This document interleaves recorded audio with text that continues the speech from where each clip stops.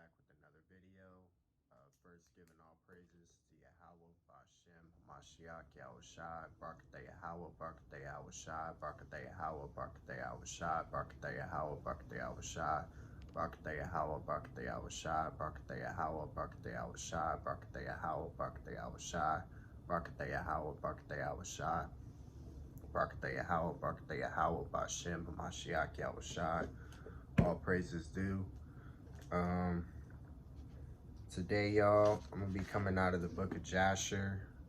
Shout out to Ak Mikael for letting me borrow this book for this video, the water. Today's video, I'm gonna title it United Takeover. And basically, I'm not gonna read all of this story, but this story does start in chapter 36 in the book of Jasher. I'm just gonna go kind of towards the end because this is basically just the sons of Jacob.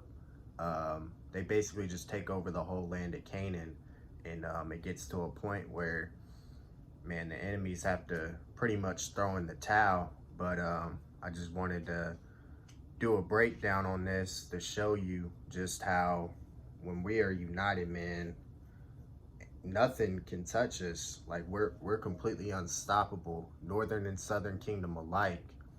And it's going to show you, like, man, when the world comes up against us and all the tribes are united, man, especially with spiritual power, man, it's going to be a total massacre, man, on these heathens. But let's go ahead and get into this because this is a pretty lengthy chapter. I think it's about 63 verses, so we'll just start off. I got a few precepts I'm gonna actually bring out in the 66 from the 66 books. So yeah, let's start it off. It's the book of Jasher, chapter 39, starting at verse 1. And when the sons of Jacob went from the city of Sarton, they had gone about 200 cubits when they met the inhabitants of Tapnach, Salak for these names, y'all, coming toward them, for they went out to fight with them, because they had smitten the king of Tabnach and all his men. So all that remained in the city of Tabnach came out to fight with the sons of Jacob, and they thought to retake from them the booty and the spoil which they had captured from Shazar and Sartan. And the rest of the men of Tabnach fought with the sons of Jacob in that place, and the sons of Jacob smote them, and they fled before them, and they pursued them to the city of Arbeline, and they all fell before the sons of Jacob. And the sons of Jacob returned and came to Tabnach to take away the spoil of Tabnach. And when they came to Tabnach, they heard that the people of Arbeline had gone out to meet them to save the spoil of their brethren. And the sons of Jacob left 10 of their men in Tabnach to plunder the city, and they went out toward the people of Arbeline. And the men of Arbeline went out with their wives to fight with the sons of Jacob, for their wives were experienced in battle, and they went out about 400 men and women. So women has been fighting, heathen women have been fighting for years. And once I read this, I was like, damn, you know, when the scriptures say there's nothing new under the sun, man, there's nothing new under the sun. Like these heathens even had their women in battle. What the United Snakes of America has over here. They have their women going in the military, you know, women's rights, all this other bullshit, man. So it just goes to show you that everything we're seeing now, man, this shit was going on back then. Verse 6, and all the sons of Jacob shouted with a loud voice, and they all ran toward the inhabitants of Arbeline, and with a great and tremendous voice. And the inhabitants of Arbeline heard the noise of the shouting of the sons of Jacob, and the roaring like the noise of lions, and like the roaring of the sea and its waves. And fear and terror possessed their hearts on account of the sons of Jacob, and they were terribly afraid of them. And they retreated and fled before them into the city. And the sons of Jacob pursued them to the gate of the city, and they came upon them in the city. And the sons of Jacob fought with them in the city, and all their women were engaged in slinging against the sons of Jacob. And the combat was very severe amongst them the whole of that day till evening. Verse 10, and the sons of Jacob could not prevail over them. And the sons of Jacob had almost perished in that battle. And the sons of Jacob cried unto the Lord, and greatly gained strength toward evening.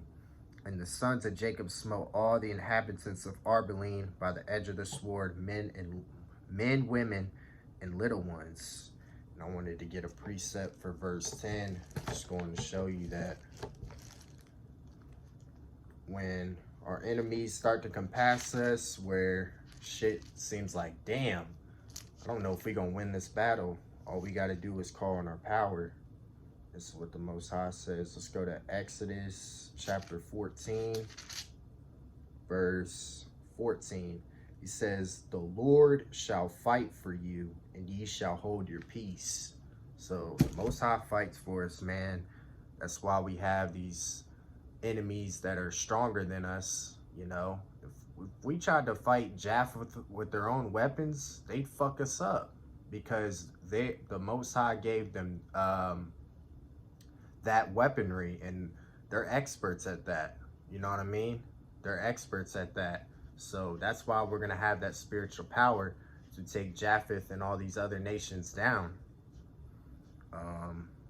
Verse 11, and also the remainder of the people had fled from Sarton. The sons of Jacob smote them in Arbeline, and the sons of Jacob did unto Arbeline and Tabnak as they had done to Shazar and Sarton. And when the women saw that all the men were dead, they went upon the roofs of the city and smote the sons of Jacob by showering down stones like rain. And the sons of Jacob hasted and came into the city and seized all the women and smote them with the edge of the sword. And the sons of Jacob captured all the spoil and booty, and flocks and herds and cattle. And the sons of Jacob did unto Machanema as they had done to Tabnak, to Shazar, and to Shiloh. And they turned from there and went away.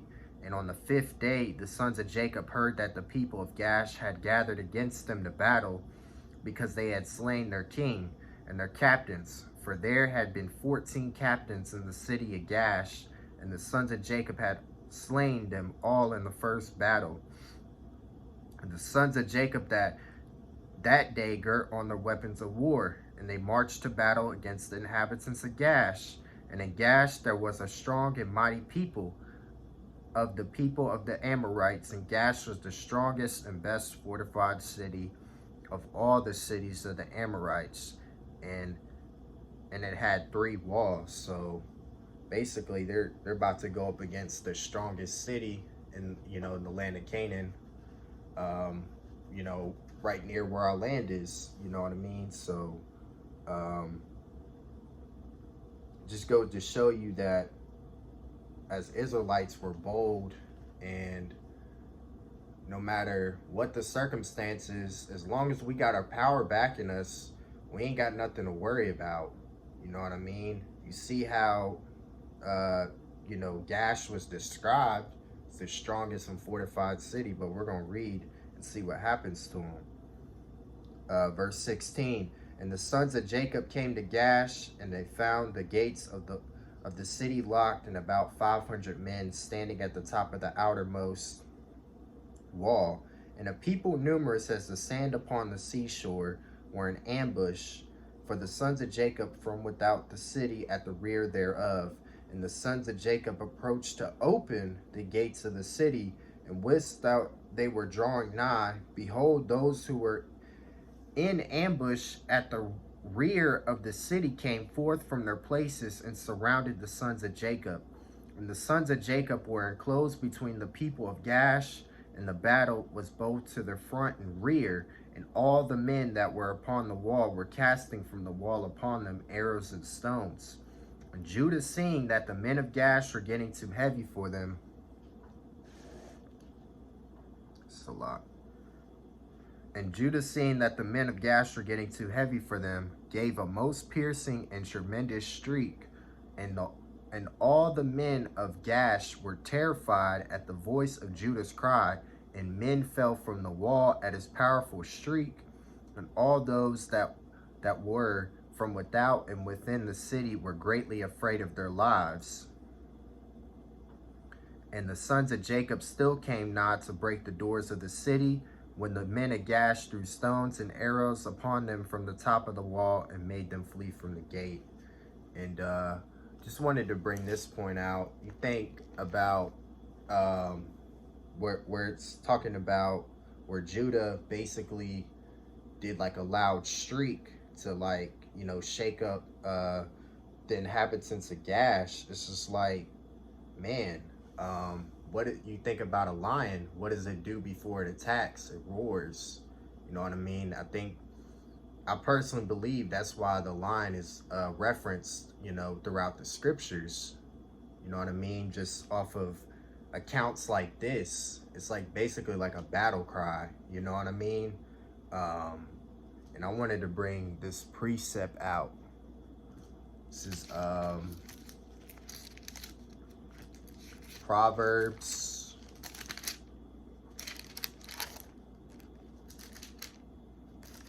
chapter 19, verse 12. It says, the king's wrath is as the roaring of a lion, but his favor is as dew upon the grass. Well, we know who the king is. Yahushua. He's king over heaven and earth. You know what I mean? And what is he called? The Lion of Judah. The Lion of Judah. The king's wrath is as the roaring of a lion, but his faith is as the dew upon the grass. So, yeah, you know, when I read that, I was like, damn, that's why the lion is, you know, mentioned in the scriptures, and that's why it's significant, because it's like a battle cry, you know what I mean? And that's, I think that just directly ties into why Yahushua is called the Lion of Judah, you know what I mean? So, but yeah, let's continue reading though. Verse 21, and the sons of Jacob returned against the men of Gash, who were with them from without the city, and they smote them terribly as striking gourds, and they could not stand against the sons of Jacob, for fright and terror had seized them at the shriek of Judah. And the sons of Jacob slew all those men who were without the city, and the sons of Jacob still drew nigh to effect an entrance into the city and to fight under the city walls. But they could not, for all the inhabitants of Gash who remained in the city had surrounded the walls of Gash in every direction, so that the sons of Jacob were able to approach the city to fight with them. And the sons of Jacob came nigh to one corner to fight under the wall. The inhabitants of Gash threw arrows and stones upon them like showers of rain, and they fled from under the wall. And the people of Gash were upon the wall, seeing that the sons of Jacob could not prevail over them from under the wall, reproached the sons of Jacob in these words, saying, what is the matter with you in the battle that cannot prevail? Can you then do unto the mighty city of Gash and its inhabitants as you did to the cities of the Amorites that were not so powerful? Surely to those weak ones amongst us you did those things, and slew them in the entrance to the city, for they had no strength, when they were terrified at the sound of your shouting. So basically, they were getting prideful, you know what I mean? They were like, man, y'all can't touch us. You know, we got y'all's backs against the wall now. Y'all thought y'all was just gonna come in and just take over. Nah, it ain't going down like that. But we all know that Most High has their number, you know what I mean? I'm trying to remember a scripture in Proverbs where it says, pride goeth before destruction, roughly paraphrasing, and a haughty spirit before a fall. It's roughly paraphrasing. I can't remember exactly where it is in Proverbs, but that would be a precept right there to that scenario. Verse 26. Oh, or yeah. Verse 26, and will you now then be able to fight in this place? Surely here you will all die and will avenge the cause of those cities that you have laid waste. And then inhabitants of Gash greatly reproached the sons of Jacob and reviled them with their gods, continued to cast arrows and stones upon them from the wall. And Judah and his brother heard the words of the inhabitants of Gash, and their anger was greatly roused. And Judah was jealous of his power in this matter. And he called out and said, O Lord, help, send help to us and our brothers. And he ran at a distance with all his might, with his drawn sword in his hand, and he sprang from the earth, and by dint of his strength mounted the wall, and his sword fell from his hand. And Judah shouted upon the wall, and all the men that were upon the wall were terrified, and some of them fell from the wall into the city and died. And those who were yet upon the wall, when they saw Judah's strength, they were greatly afraid and fled for their lives into the city for safety. And some were emboldened to fight with Judah upon the wall, and they came nigh to slay him. When they saw there was no sword in Judah's hand, and they thought of casting him from the wall to his brothers. And 20 men of the city came up to assist them. And they surrounded Judah, and they shouted over him, and approached him with drawn swords. And they terrified Judah, and Judah cried out to his brothers from the wall.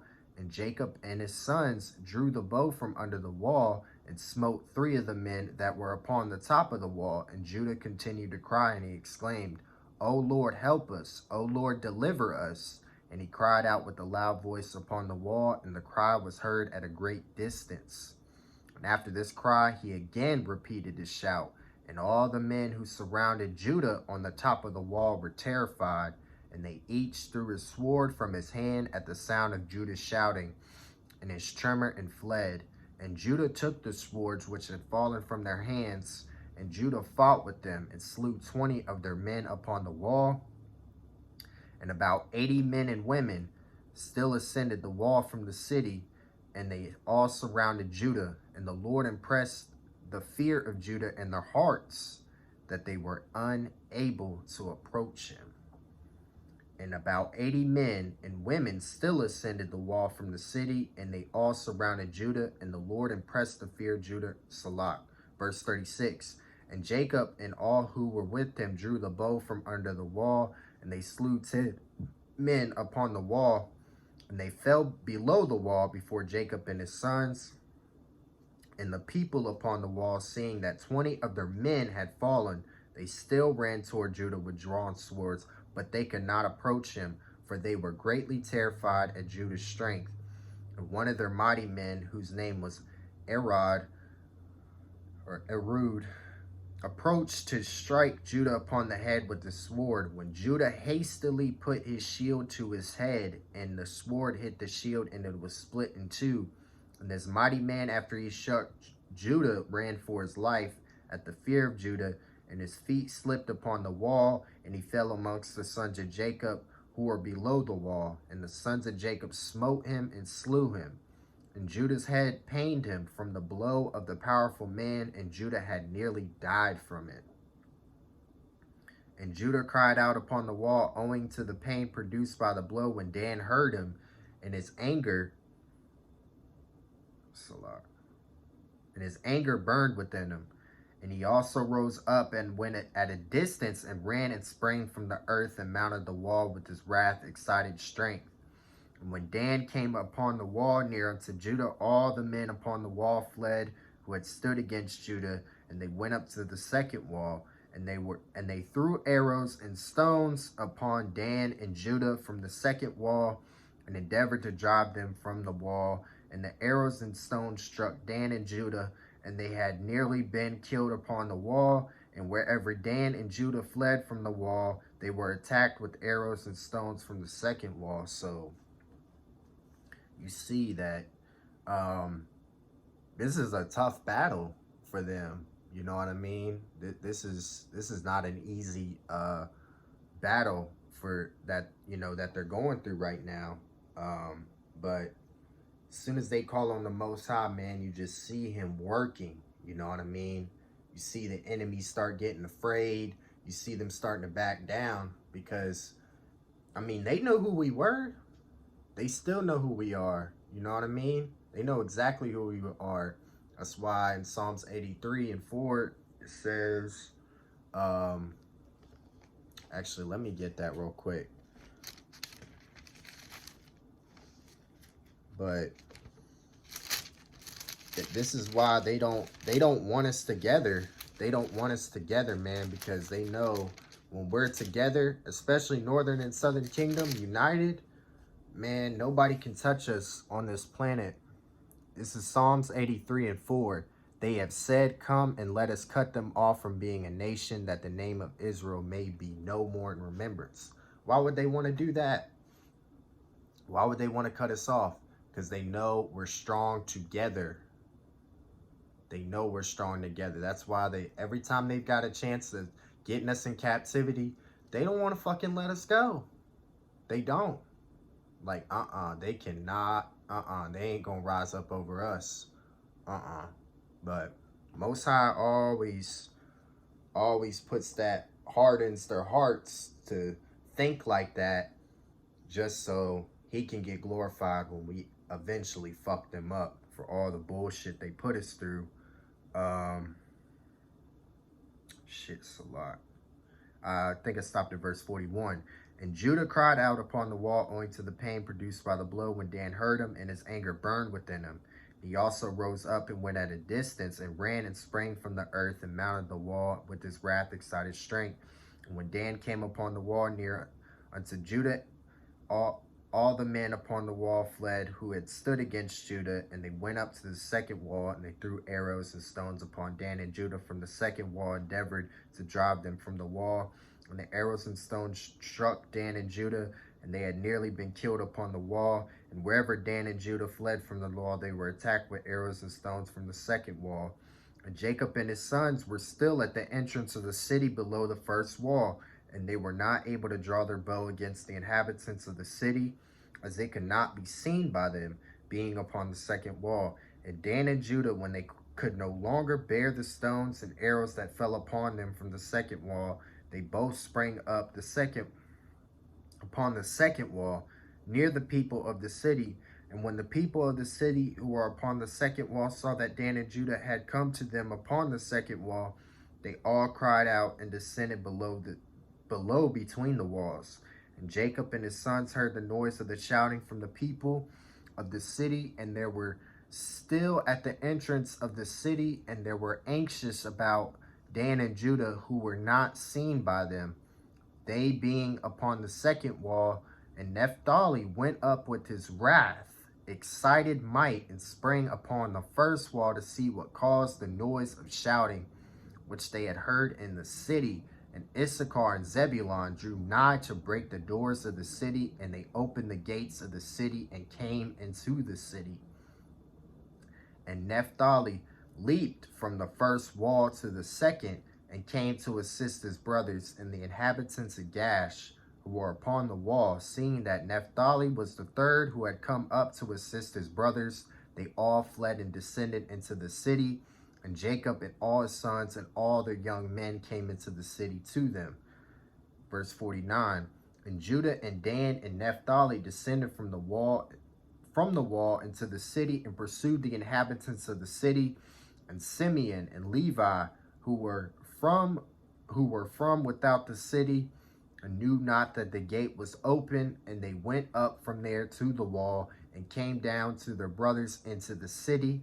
And the inhabitants of the city had all descended into the city.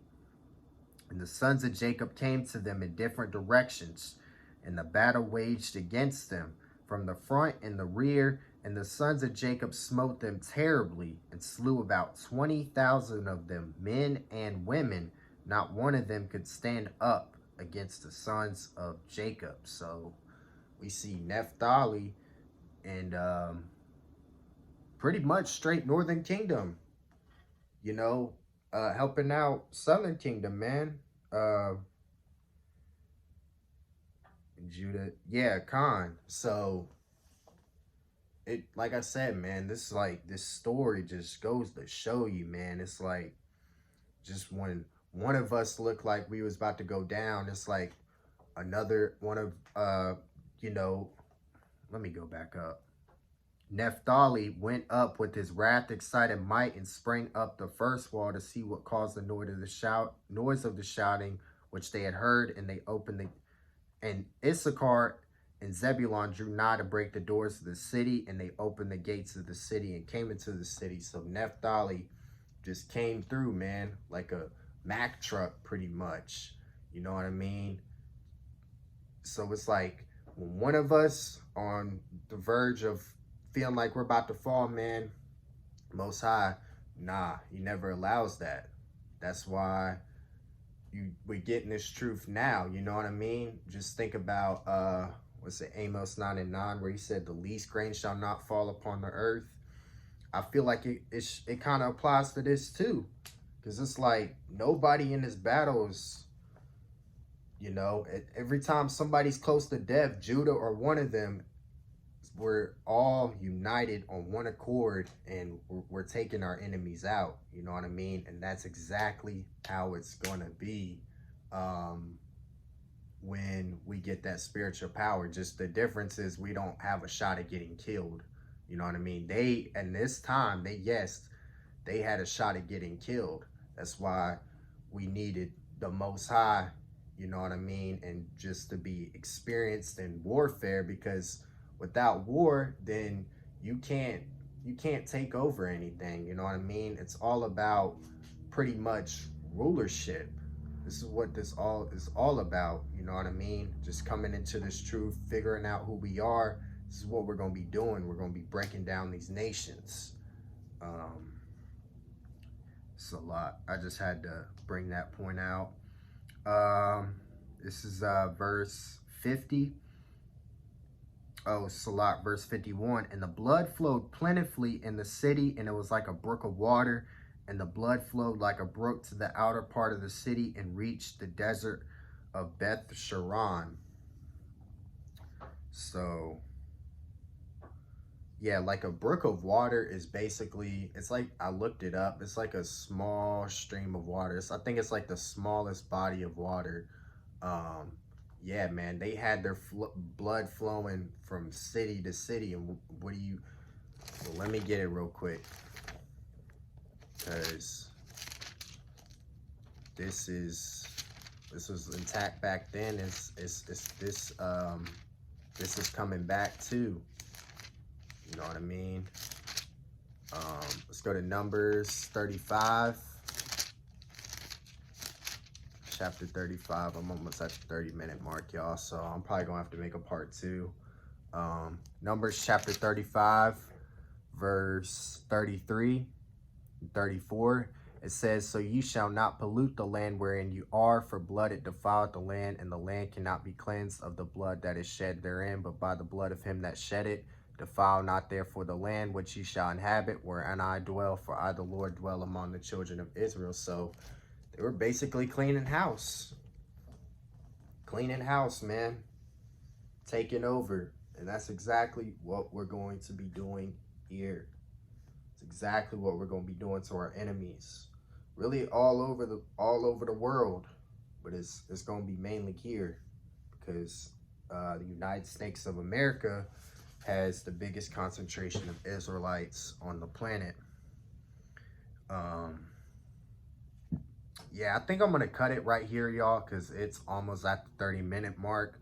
We're going to finish up this chapter in part 2, and then I'm going to read a little bit of chapter 40, probably half of chapter 40 in the next installment. So, yeah, stay tuned for part 2, y'all. Giving all praises to Yahweh, Ba'Shem, Hamashiach, Yahweh Shai. All praises due. Shalom.